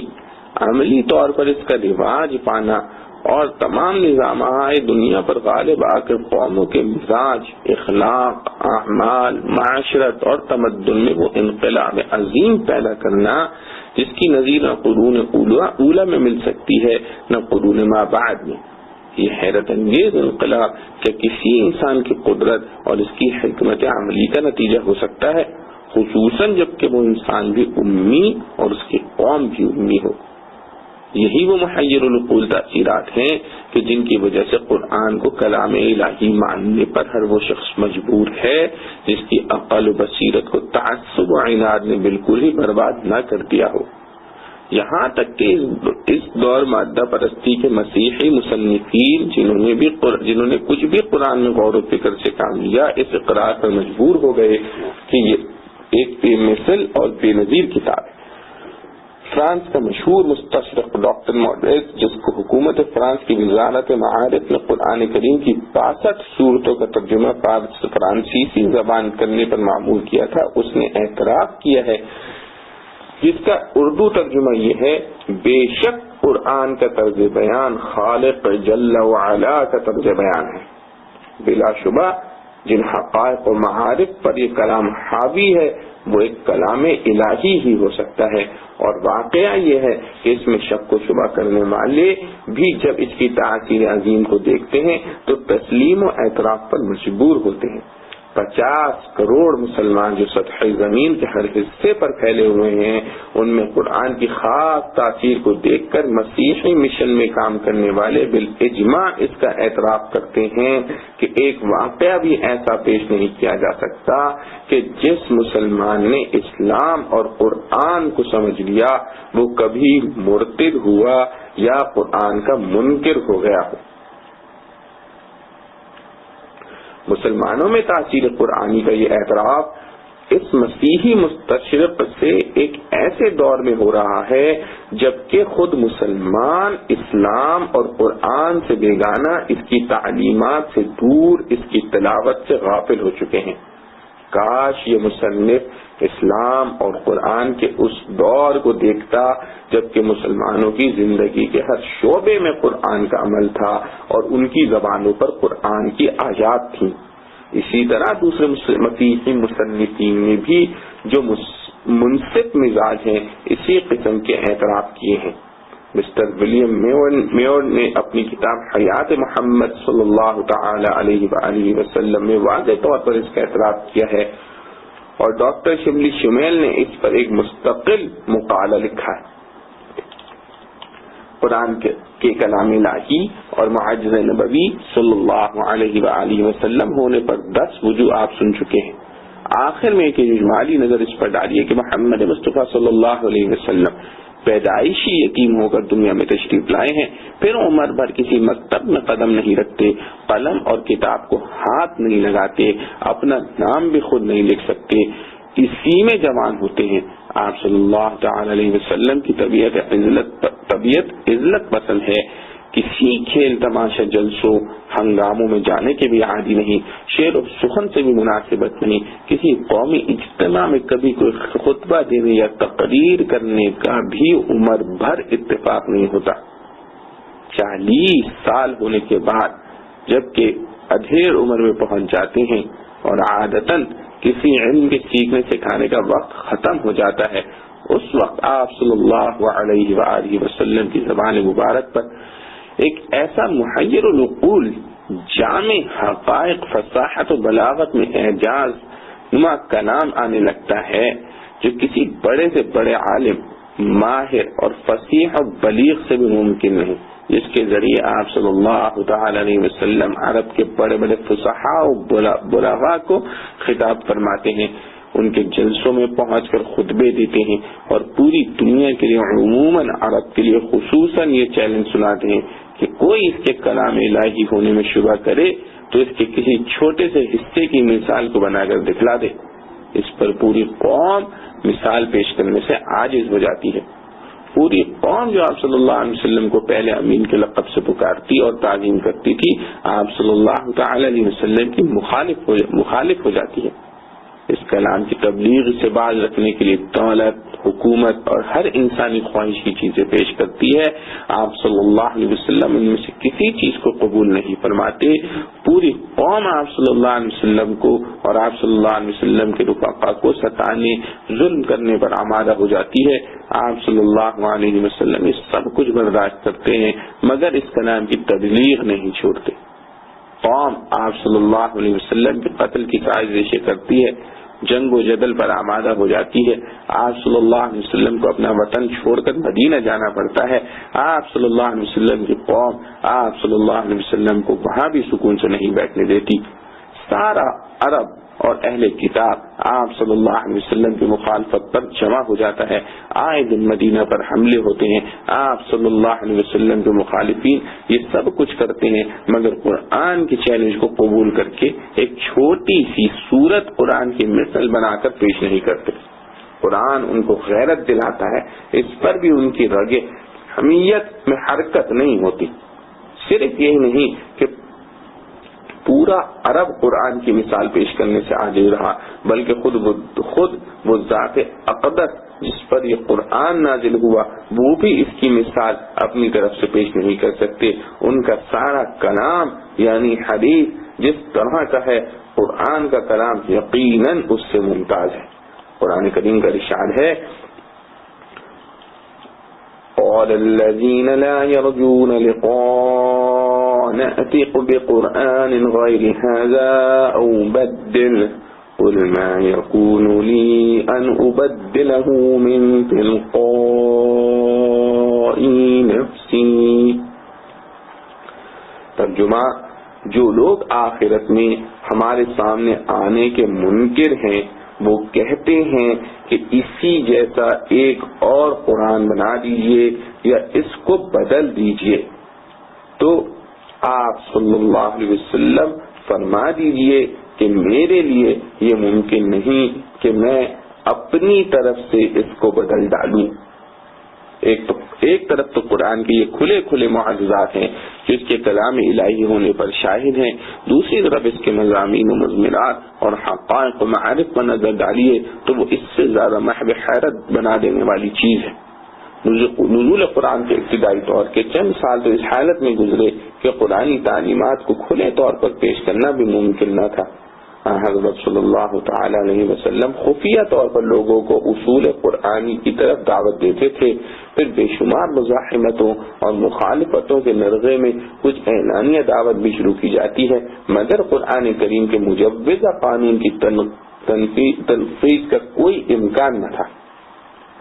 ہجرت مدینہ کے بعد صرف 10 سال ایسے ملے جن کو مسلمانوں کے لیے آزادی کا زمانہ کہا جا سکتا ہے، جس میں قرآنی نظام کی مکمل تعلیم اور تنفیذ کی کوشش اور کوئی تعمیری کام کیا جا سکتا تھا.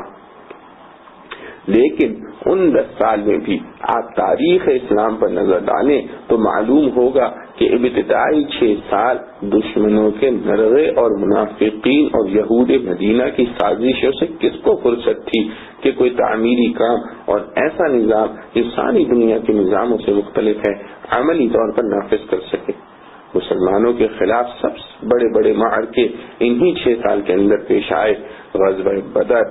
احد، احزاب وغیرہ سب اسی مدت کے اندر ہوئے. ہجرت کے 6 سال 10 سال کے لیے حدیبیہ کا صلح نامہ لکھا گیا اور صرف 1 سال اس معاہدے پر قریش عرب قائم رہے. اس کے بعد انہوں نے اس کو بھی توڑ ڈالا اور پھر جنگ و جہاد کا سلسلہ شروع ہو گیا. ظاہر اسباب میں صرف یہ 1-2 سال ہیں جو رسول اللہ صلی اللہ علیہ وسلم کو اس کام کے لیے ملے کہ قرآن کی دعوت کو عام کر سکیں اور اس کے نظام کو نافذ کرنے کی کوششیں کر سکیں. اسی عرصے میں آپ صلی اللہ علیہ وسلم نے بڑے بڑے سلاطین دنیا کو خطوط لکھے، قرآن کی دعوت ان کو پہنچائی، قرآنی نظام کو قائم کرنے پھیلانے کی سعی فرمائی اور نبی کریم صلی اللہ تعالی علیہ وسلم کے آخر عمر مبارک تک اس آزادی کے صرف 4 سال ہوتے ہیں جن میں فتح مکہ کا جہاد بھی پیش آیا اور مکہ مکرمہ فتح ہوا. اب اس 4 سال کی قلیل مدت کو دیکھیے اور قرآن کے اس نفوذ اثر پر نظر ڈالیے کہ حضرت صلی اللہ تعالی علیہ وسلم کی وفات کے وقت تقریباً پورے جزیرۃ العرب پر قرآن کی حکومت تھی.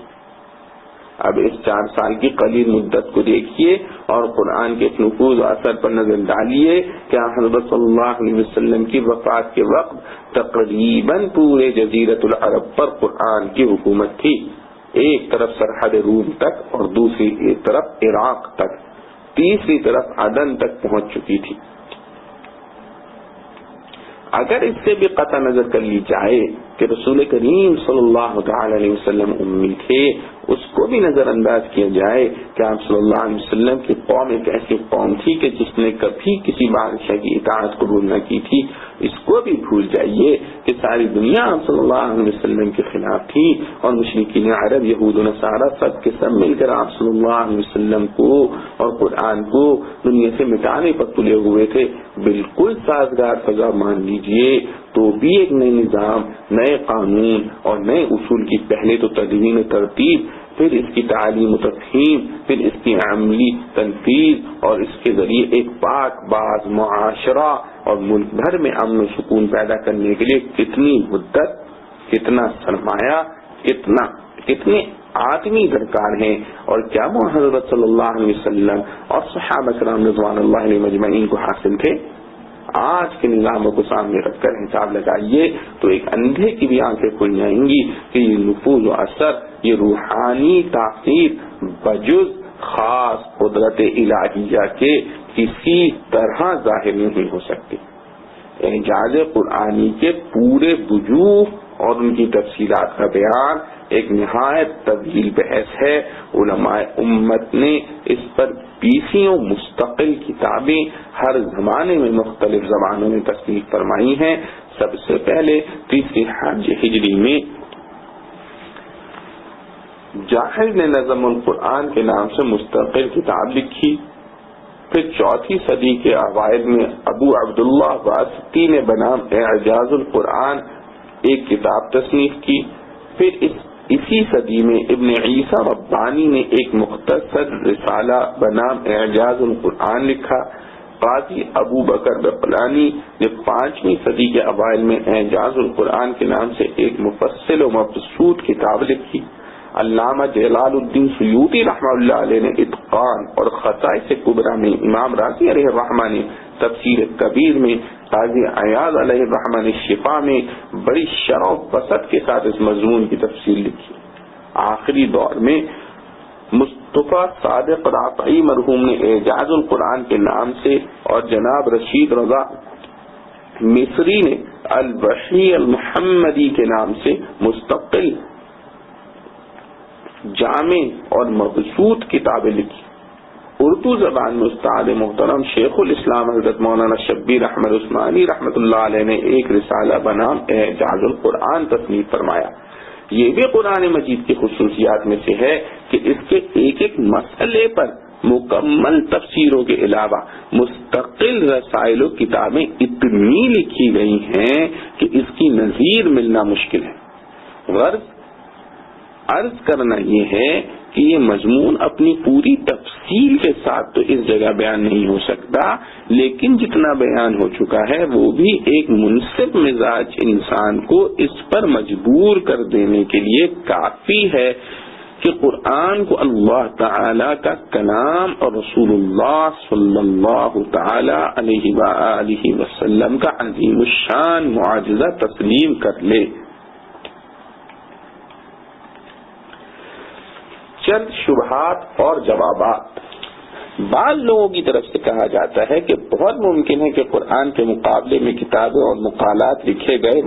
مگر وہ محفوظ نہ رہے ہوں، لیکن اگر ذرا بھی انصاف سے کام لیا جائے تو اس احتمال کی کوئی گنجائش نہیں رہتی، کیونکہ دنیا جانتی ہے کہ جب سے قرآن نازل ہوا پوری دنیا میں قرآن کے ماننے والے کم اور منکرین زیادہ رہے ہیں، اور یہ بھی معلوم ہے کہ ذرائع نشر و اشاعت جتنے منکرین قرآن کو حاصل رہے ہیں، قرآن کے ماننے والوں کو اکثر قرون میں اس کا کوئی قابل ذکر حصہ حاصل نہیں رہا۔ قرآن اتنا بلند بانگ دعویٰ اپنے مخالفین کے سامنے کرتا ہے، ان کو چیلنج دیتا ہے، غیرتیں دلاتا ہے، اور مخالفین اسلام اس کے مقابلے میں جان، مال اور اولاد سب کچھ قربان کر دینے کے لیے آمادہ ہوتے ہیں، اگر انہوں نے قرآن کا چیلنج قبول کر کے کوئی چیز مقابلے کے لیے پیش کی ہوتی تو کیسے ممکن تھا کہ وہ ساری دنیا میں شائع نہ ہوتی؟ اور ہر زمانے میں منکرین قرآن مسلمانوں کے مقابلے میں اس کو پیش نہ کرتے اور مسلمانوں کی طرف سے اس پر جرا و قدم میں سینکڑوں کتابیں نہ لکھی گئی ہوتی۔ اسلام کے قرن اول میں صرف ایک واقعہ مسلمہ کذاب یمامی کا پیش آیا کہ اس نے کچھ چند بے حیائی کے الٹے سیدھے کلمات لکھ کر یہ کہا تھا کہ یہ وحی آسمانی قرآن کی مثل ہے، مگر دنیا جانتی ہے کہ ان کلمات کا کیا اثر ہوا۔ خود اس کی قوم نے اس کے منہ پر مار دیے۔ وہ کلمات ایسے شرمناک غیر مہذب تھے کہ کسی مہذب سوسائٹی میں ان کو بیان بھی نہیں کیا جا سکتا، اور بہرحال جیسے بھی تھے وہ آج تک کتابوں میں نقل ہوتے چلے آئے ہیں۔ اگر کسی اور شخص نے کوئی اچھا کلام قرآن کے مقابلے میں پیش کیا ہوتا تو کوئی وجہ نہ تھی کہ دنیا کی تاریخ اس کو یکسر بھلا دیتی اور منکرین قرآن اس کو ہر قیمت پر باقی رکھنے کی کوشش نہ کرتے۔ وہ لوگ جو قرآن کے مقابلے پر ہر وقت سینہ سپر تھے، قرآن کے اس چیلنج کے جواب میں انہوں نے طرح طرح کی باتیں کی جن کو قرآن میں نقل کر کے جواب دیا گیا، مگر اس کا ایک واقعہ نہیں کہ کوئی کلام مقابلے پر پیش کر کے اس کے قرآن کا مثل ہونے کا دعویٰ کیا گیا ہو۔ ایک رومی غلام جو مدینہ میں لوہار کا کام کیا کرتا تھا اور کچھ تورات و انجیل پڑھا ہوا تھا، کبھی کبھی حضرت صلی اللہ علیہ وسلم سے ملتا تھا۔ عرب کے کچھ جاہلوں نے تعصب و عناد سے مشہور کیا کہ حضرت صلی اللہ علیہ وسلم کو یہ قرآنی مضامین اس نے سکھائے ہیں۔ قرآن نے ان کا یہ اعتراض نقل کر کے خود جواب دیا کہ جس شخص کی طرف سکھانے کی نسبت کرتے ہیں وہ تو خود عجمی ہے، عربی زبان کی بلاغت کو کیا جانے، اور یہ قرآن عربی کی انتہائی بلیغ کتاب ہے۔ سورہ نحل کی آیت نمبر 103 دیکھیے، لسان الذین یلحدون الیہ، لسان الذین یلحدون الیہ اعجمی وہذا لسان عربی مبین۔ ترجمہ، آپ کو یہ قرآن ایک آدمی سکھاتا ہے، حالانکہ وہ جس آدمی کی طرف نسبت کرتے ہیں وہ عجمی ہے، اور قرآن ایک بلیغ عربی زبان میں ہے۔ کچھ لوگوں نے قرآن کی تحدی کے جواب میں یہ کہا کہ لو نشاء لقلنا مثل هذا، ترجمہ، اگر ہم چاہتے تو ہم بھی قرآن کے مثل کلام کہہ دیتے، لیکن کوئی ان سے پوچھے کہ پھر چاہا کیوں نہیں؟ قرآن کے مقابلے کے لیے سارا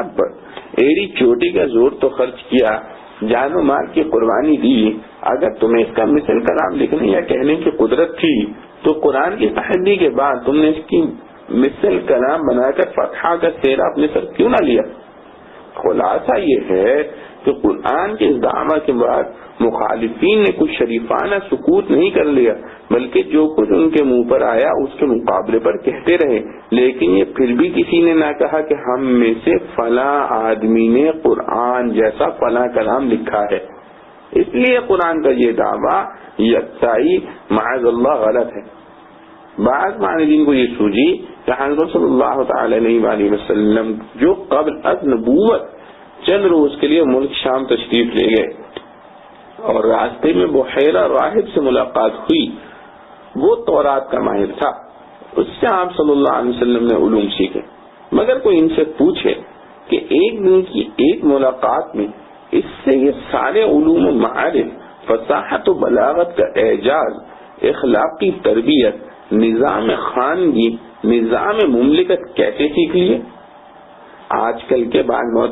معترضین نے کہا کہ کسی کلام کی مثل نہ بنایا جانا اس کی دلیل نہیں ہو سکتی کہ وہ خدا کا کلام یا معجزہ ہے۔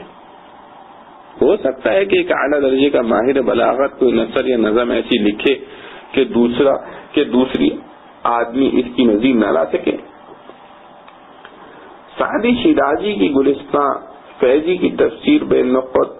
کو عام طور پر بے مثل و بے نظیر کتابیں کہا جاتا ہے، تو کیا وہ بھی معجزہ ہے؟ لیکن اگر ذرا غور کریں تو انہیں معلوم ہوگا کہ سعدی اور فیضی کے پاس سامان تعلیم و تعلیم کے قدر موجود تھا. کتنے عرصے تک انہوں نے تعلیم حاصل کی، برسوں مدرسوں میں پڑے رہے، راتوں جاگے، مدتوں محنتیں کی، بڑے بڑے علماء کے سامنے زانو ادب طے کیے. سالہ سال کی محنتوں اور دماغ سوزیوں کے نتیجے میں اگر بالفرض فیضی یا حریری یا متنبی یا کوئی عربی زبان میں اور سعدی فارسی میں اور ملٹن انگریزی میں یا ہومر یونانی میں یا کالیداس سنسکرت میں ایسے ہوئے ہیں کہ ان کا کلام دوسروں کو کلام سے فائق ہو گیا تو کوئی تعجب کی بات نہیں. معجزے کی تعریف تو یہ ہے کہ وہ اسباب متعارفہ کے توسط کے بغیر وجود میں آئے.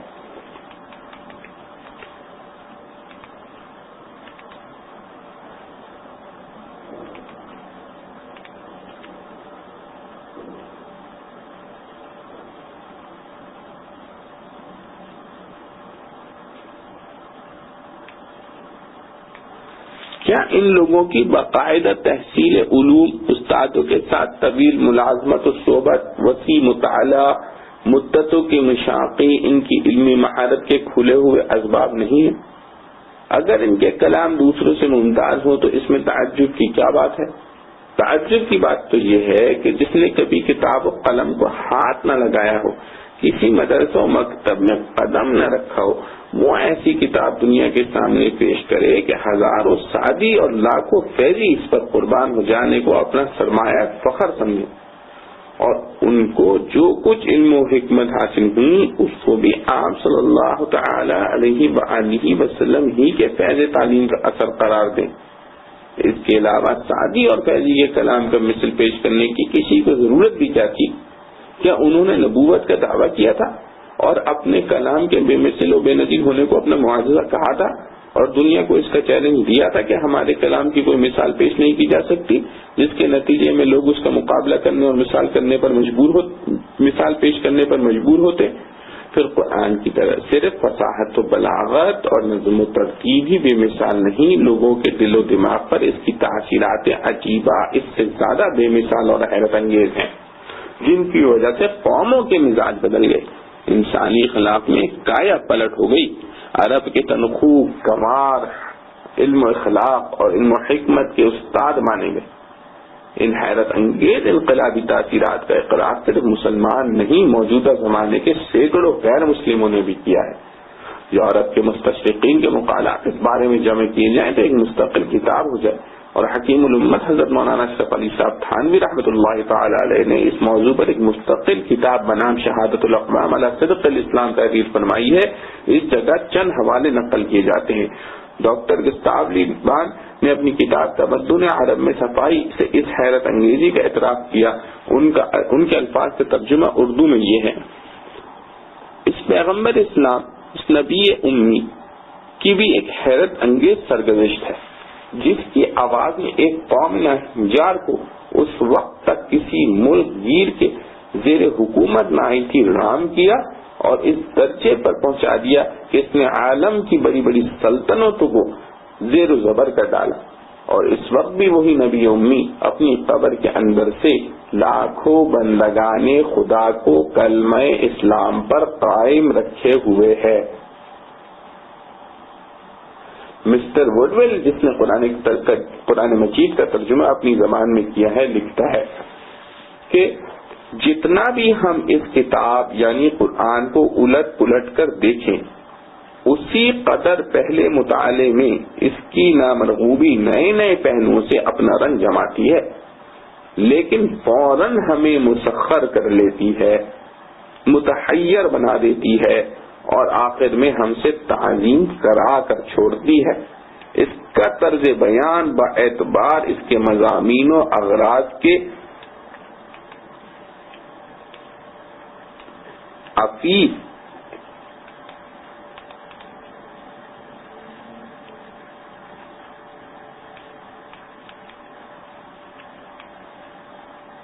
عالی شان اور تحلیل آمیز ہے، اور جا بجا اس کے مضامین سخن کی غایت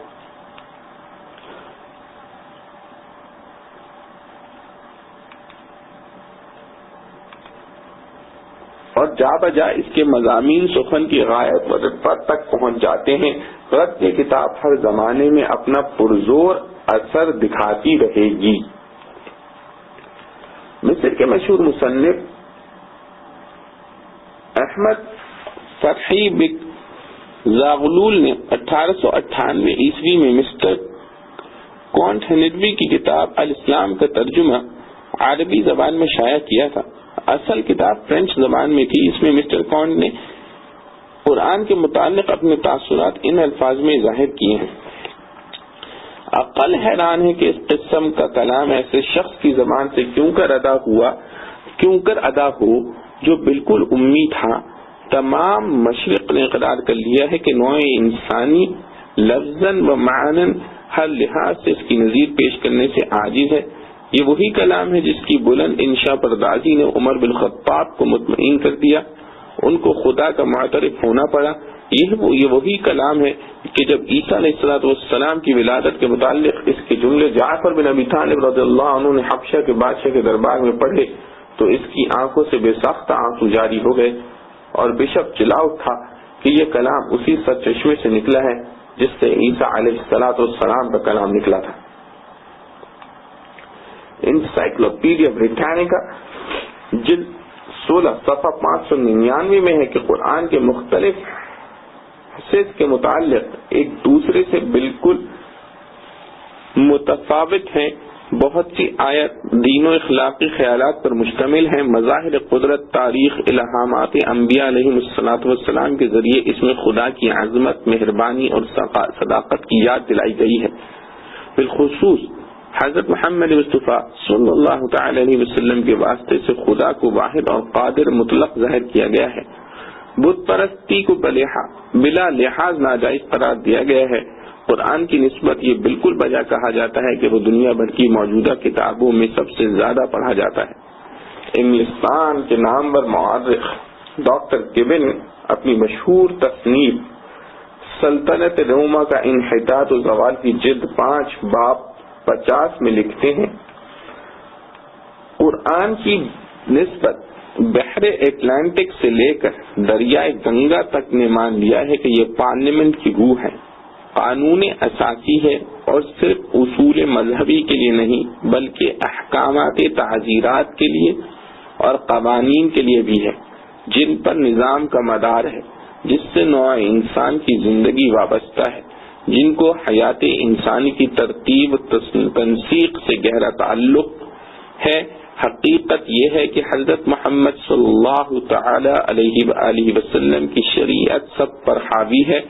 یہ شریعت ایسے دانش مندانہ اصول اور اس قسم کے قانونی انداز پر مرتب ہوئی ہے کہ سارے جہاں میں اس کی نظیر نہیں مل سکتی۔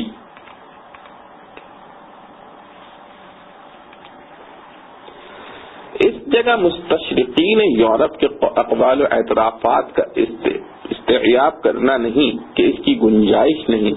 نمونے کے طور پر چند اقوال نقل کیے گئے ہیں جن سے واضح ہوتا ہے کہ باعتبار فصاحت و بلاغت کے اور باعتبار اغراض و مقاصد کے اور باعتبار علوم و معارف کے قرآن کے بے نظیر و بے مثل ہونے کا اقرار صرف مسلمانوں نے نہیں، ہر زمانے کے منصف مزاج غیر مسلموں نے بھی کیا ہے۔ قرآن نے ساری دنیا کو اپنی مثال لانے کا چیلنج دیا تھا اور کوئی نہ لا سکا۔ آج بھی ہر مسلمان دنیا کے ماہرین علم و سیاست کو چیلنج کر کے کہہ سکتا ہے کہ پوری دنیا کی تاریخ میں ایک واقعہ ایسا دکھلا دو کہ ایک بڑے ماہر حکیم فیلسوف کھڑا ہو اور ساری دنیا کے عقائد و نظریات اور رسوم و عادات کے خلاف ایک نیا نظام پیش کرے اور اس کی قوم بھی اتنی جاہل گوار ہو، پھر وہ اتنے قلیل عرصے میں اس کی تعلیم کو بھی عام کر دے اور عملی تنفیذ کو بھی اس حد پر پہنچا دے کہ اس کی نظیر آج کے مضبوط و مستحکم نظاموں میں ملنا ناممکن ہے۔ دنیا کی پہلی تاریخ میں اگر اس کی کوئی نظیر نہیں تو آج بڑی روشن خیالی، بڑی تیز رفتاری کا زمانہ ہے۔ آج کوئی کر کے دکھلا دے، اکیلا کوئی نہ کر سکے تو اپنی قوم کو بلکہ دنیا کی ساری اقوام کو جمع کر کے اس کی مثال پیش کر دے۔ فَإِن لَّمْ تَفْعَلُوا وَلَن تَفْعَلُوا فَاتَّقُوا النَّارَ الَّتِي وَقُودُهَا النَّاسُ وَالْحِجَارَةُ أُعِدَّتْ لِلْكَافِرِينَ۔ اگر تم اس کی مثال نہ لا سکے اور ہرگز نہ لا سکو گے تو پھر اس جہنم کی آگ سے ڈرو جس کا ایندھن آدمی اور پتھر ہیں، جو منکروں کے لیے تیار کی گئی ہے۔